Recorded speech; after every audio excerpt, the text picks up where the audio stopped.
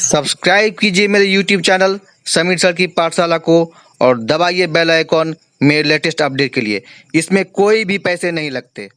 Total आपको ऊपर हो गया 10। अभी कितने हो गए आपको प्लस करने पर 3 2 5 1 6 इधर हो गए 6। तो आप क्या कर दो,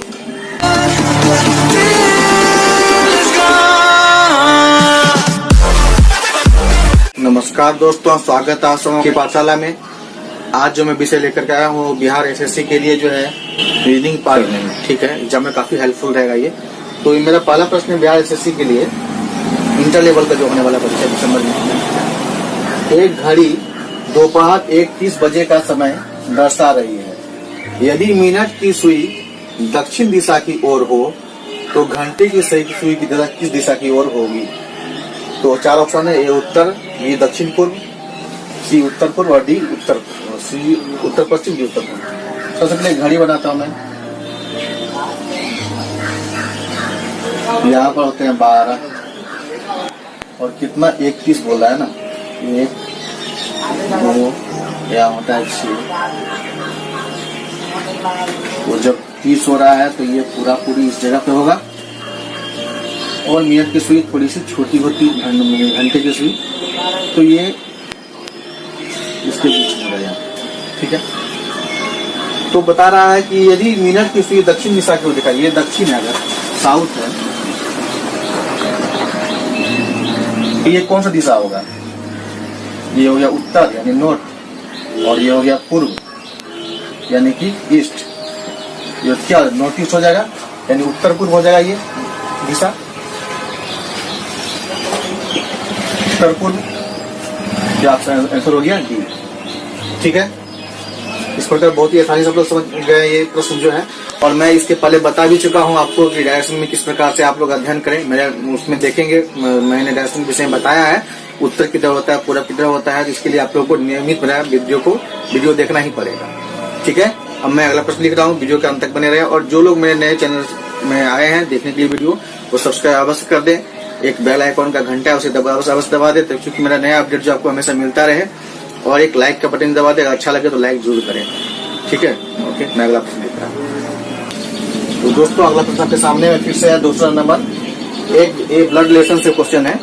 एक व्यक्ति को संकेत करते हुए, इशारा करते हुए एक आदमी ने एक महिला से कहा कि उस व्यक्ति की माँ, जिसकी इशारा कर उसके बारे में कह रहा है कि उस व्यक्ति की माँ तुम्हारे पिता की इकलौती पुत्री है। तो बताया कि उस महिला का व्यक्ति से क्या संबंध है। माना कि एक व्यक्ति है ए, ये इशारा कर रहा है, थोड़ा नीचे कर दूं मैं, ये इशारा कर रहा है एक्स की तरफ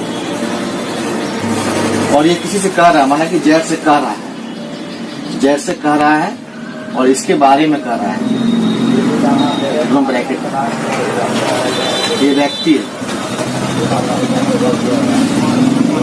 तो बोल रहा है कि एक व्यक्ति को संकेत करते हुए एक आदमी ने एक महिला से कहा, तो ये महिला है जो भी यहाँ पे, यानी महिला के प्लस मैंने माइनस दे दिया, कि उस व्यक्ति की माँ, यानी इसकी माँ इसके ऊपर, माना कि वाई इसकी माँ है, ठीक है, माइनस व्यक्ति की माँ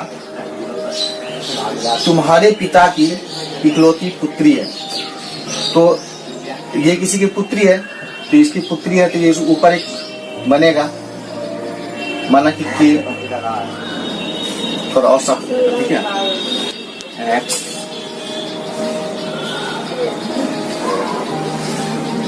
वाई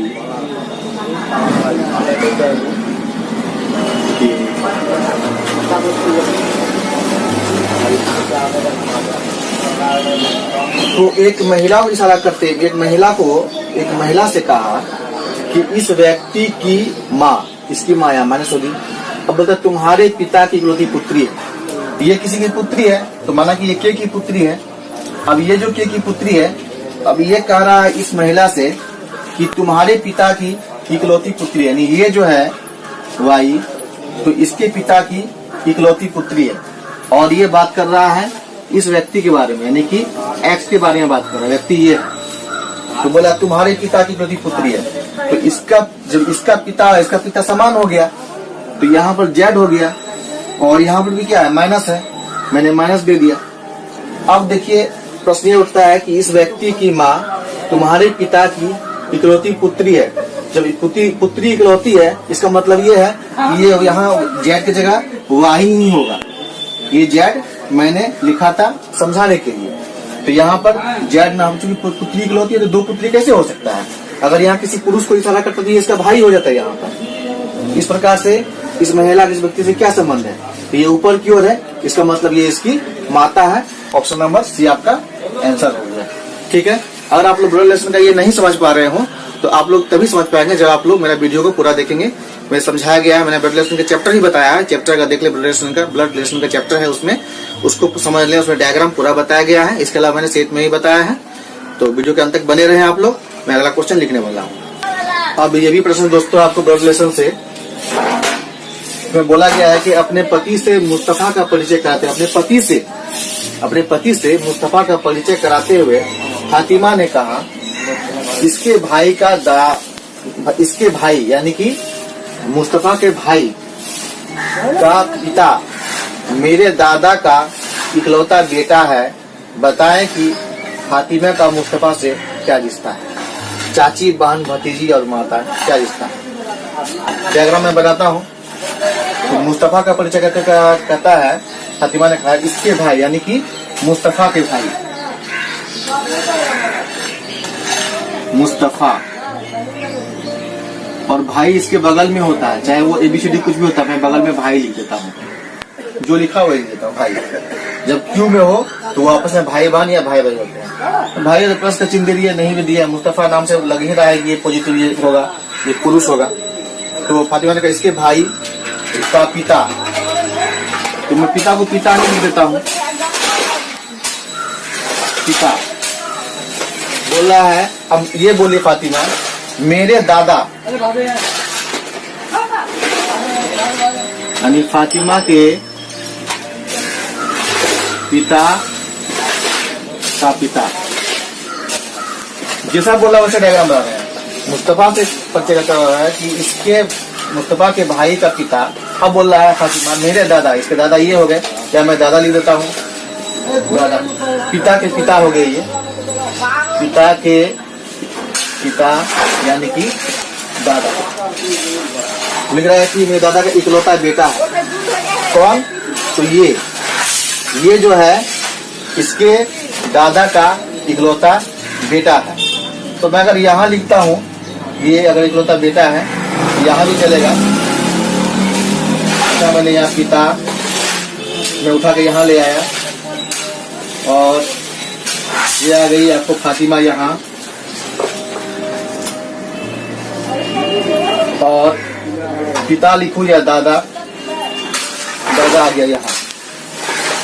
अब चूंकि अब या तो ये पिता कोई एक्स वाई होगा, एक्स होगा ये या वाई होगा, ये दोनों हो जाता है भाई भाई, ये चचेरे भाई बहन हो जाते हैं। लेकिन चूंकि बोल रहा है कि मेरे दादा का इकलौता बेटा है, इसका मतलब ये है कि इसका पिता और इसका पिता समान है। तो ये मैं जो है ये पिता मैं मिटा देता हूँ, इरेज कर देता हूँ। अब इसके पिता हो गए, क्योंकि इसके पिता जो हो गए और ये सब क्यों में तो सब आपस में क्या हो गया, ये तीनों हो गया आपस में भाई बहन। तो बोल रहा है कि इसके दादा है, इसके दादा इसके दादा समान है, चाहे इसके सर पर भी हम दादा लिख सकते हैं, यहाँ पर भी दादा लिख सकते हैं, और इसको इरेज करके मिटा सकते हैं, ये यहाँ भी लिख सकते हैं। तो ये हो गया आपका डायग्राम, क्योंकि जब आप देखेंगे तभी समझेंगे मैंने कैसे बनाया, या फिर आप बुक के आधार पर चलोगे तो बहुत लंबा चौड़ा कुछ होता है, अगर वैसे बन जाए तो वैसे भी आप लोग बनाएंगे, इसलिए कोई दिक्कत की बात नहीं है। तो अब क्या बोल रहा है, बताएं कि फातिमा का मुस्तफा से क्या रिश्ता है। तो ये सभी आपस में क्या है, भाई बहन है। तो फातिमा जो है मुस्तफा कौन लगेगा, बहन लगेगा। ये इसका भाई, ये इसका भाई, ये इसकी बहन, ये इसकी बहन, तो मुस्तफा का फातिमा कौन लगा, बहन लगा। होगा आंसर नंबर बी। दोस्तों कैसा लगा आपको ये मेरा ट्रिक? तो ट्रिक तभी अच्छा लगेगा जब आप मेरा ब्लड रिलेशन ढूंढ करके मेरा वीडियो को आप लोग देखेंगे। तो अगला प्रश्न के लिए आप लोग वेट करें और वीडियो के अंत तक बने रहें। तो दोस्तों अगला प्रश्न है 4, 5 और 6 नंबर, 4, 5 और 6 सॉरी 6 नंबर मैंने साथ ही लिख दिया है। यदि किसी सांकेतिक भाषा में APE को 369 लिखा जाता है तो बताएं कि PEA को क्या लिखा जाएगा। तो APE है, A जगह का अभाव नहीं लिया तो APE क्या लिखा गया ऐसे 369। अब क्या लिखा गया PEA। इसको उठा के यहाँ रख दिया और ये अपनी जगह कॉन्स्टेंट है। P का मान कितना हो गया 6, E का मान कितना हो गया आपको, P का मान हो गया 6, E का मान हो गया 9 और E का मान हो गया 3। तो 693 इसमें आपको B नंबर में हो गया आंसर आपका B। इसके अलावा है उचित विकल्प का चयन करें। इसमें से कौन सा वाट की जगह पर 3 है, 3 के बाद 27 है, 4 है, यहाँ होगा वाट। तो ये होता है 3 का क्यूब। कितना होता है 27। तो ये 4 है, 4 का क्यूब कितना हो जाएगा 64। 4 4 जा 16, 16 4 जा 64। जो गया का आंसर नंबर C। अब चलते हैं 6 नंबर पर। लुप्त पद ज्ञात करें।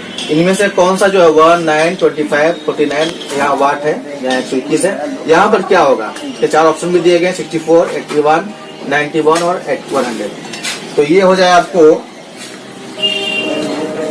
1 का स्क्वायर, ये है 3 का स्क्वायर, ये है 5 का स्क्वायर, जो आप देख रहे हैं। तो ये क्या हो रहा है, ये संख्याएं 2 2 में बढ़ रही है ना। पहले 1 हुआ, 1 + 2 3 हुआ, 3 + 2 5 हुआ, सबका स्क्वायर है। 5 + 2 कितना 7 का स्क्वायर हो जाएगा 49 और ये हो जाएगा इसमें कितना हो जाएगा 81। तो दोस्तों इसके आगे आप लोगों को देखना ही नहीं चाहिए क्योंकि परीक्षा में समय बहुत कम होते हैं, आगे देखने की जरूरत नहीं है। फिर भी आप लोग चेक करना चाहें तो 9 2 11, 11 से कितना होता है 121। तो आपका आंसर हो जाता है B नंबर 81। तो अगले प्रश्न पे आप लोग अब बने रहें। अब ये अगला प्रश्न बहुत ही रोचक है, बहुत ही आसान है, देखने में भले थोड़ा लगे उलझुल, रीजनिंग का नाम ही है थोड़ा सा परेशान करना, लेकिन बहुत ही आसान होते, कोई खास होते नहीं है, बस आपको जानना होता है। बता दो ये BSSC बिहार कर्मचारी चयन की इंटर लेवल जो परीक्षा होने वाली है, मैं उसके बारे में रीजनिंग का सेट से बता रहा हूँ, सेट सॉल्व करवा रहा हूँ आपसे। तो एक परिवार घूमने निकला, पुत्री अपने पिता से आगे चली, पुत्र अपनी माता के पीछे चल रहा था और पिता से पिता से आगे चल रहा था। तो सबसे पीछे कौन था? आसान सी बात है, सबसे पहले घूमने निकला, पुत्री अपने पिता के पीछे, पहले पिता है, इससे आगे चल रही थी पुत्री, ठीक है। पुत्र अपनी माता के पीछे चल रहा था, मैं नीचे पहले बनाता हूँ, पुत्र अपनी माता के पीछे चल रहा था, इससे आगे पर पुत्र अपनी माता के पीछे चल रहा था और पिता से आगे चले नहीं, पुत्र पिता से आगे था। अब चाहे यहाँ पर रहे या यहाँ पर रहे, तो पुत्र पिता से आगे था और अपने माता से पीछे था। तो सबसे पीछे कौन है? सबसे पीछे पिता है, इसलिए आपका आंसर हो गया A। समझ में आया? क्लियर हुआ? नहीं क्लियर हुआ? ठीक है, तो मैं दोबारा बताता हूँ। पहले पुत्र पिता लिखा रहा है कि पुत्र अपने पिता से, पुत्री पिता से आगे चल रही थी, तो पुत्री पिता से आगे चल रही थी। इसके बाद पुत्र जो है माता से पीछे थी, पीछे चला था तो पीछे है, लेकिन पिता से आगे था तो पिता से आगे था, सॉरी पिता नहीं है पुत्र होगा,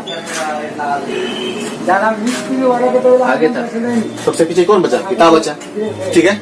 अगला प्रश्न बहुत ही मजेदार, बहुत ही आसान सा है, बस आप लोग आराम से पास कर जाओ, कोई दिक्कत नहीं है। तो दोस्तों ये प्रश्न आपके सामने में है, एक घन जिनके फलकों पर यानी सतह जो होते हैं उनके सरफेस 1 से 6 तक बिंदु डाले हुए हैं, ये देख रहे हैं आप। तो नीचे दी गई 2 अलग अलग अवस्थाओं का अध्ययन कीजिए और ज्ञात करें कि बिंदु वाले साइड, बिंदु 3 वाले साइड के सामने कितने बिंदु हैं।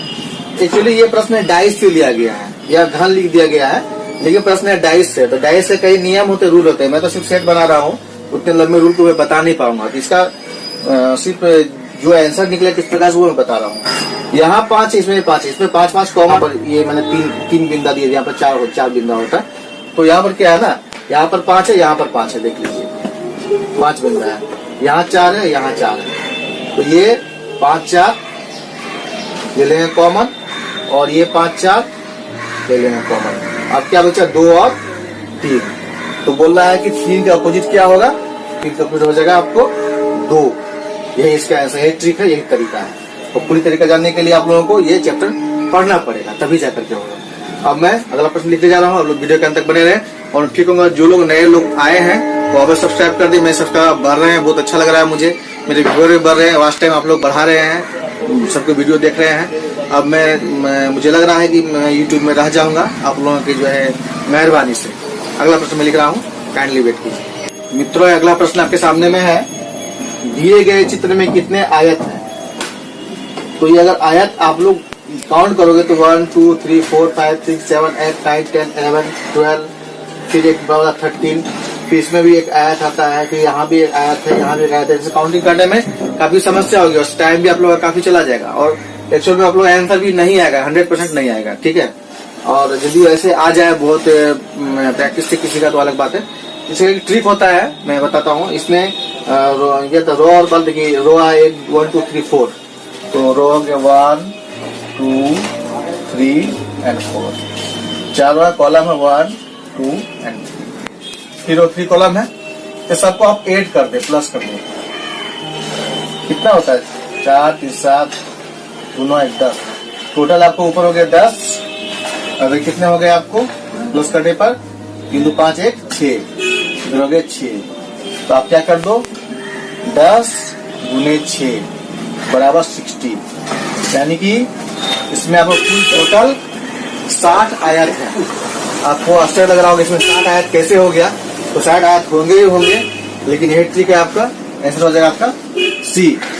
तो मेरे ख्याल से बहुत ही मजा आ रहा होगा सेट बनाने में, और आयत में एक अलग से एक चैप्टर बनाऊंगा।